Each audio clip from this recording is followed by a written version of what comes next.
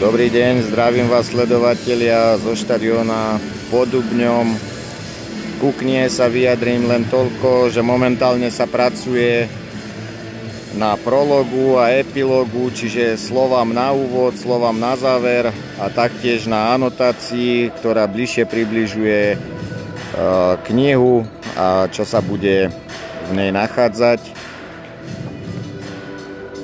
Krásne tu vidíte pripravený trávnik na štvrťfinále medzi Portugalskom a Holandskom.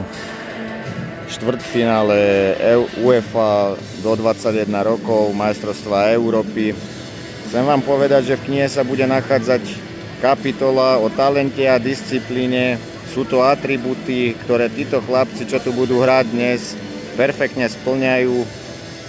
Je len na nich, ako sa šance chopia a pretavia všetko toto do budúcna. Môžu sa stať legendami, ako sa kedysi stal legendou napríklad Frank Lampard, Pirlo, Gattuso, Xavi, Puyol, čo hrali na takomto podujatí presne pred 25 rokmi, tiež na Slovensku, a dnes sú futbalovými legendami.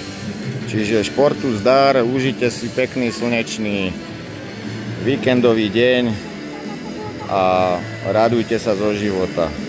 Majte sa pekne.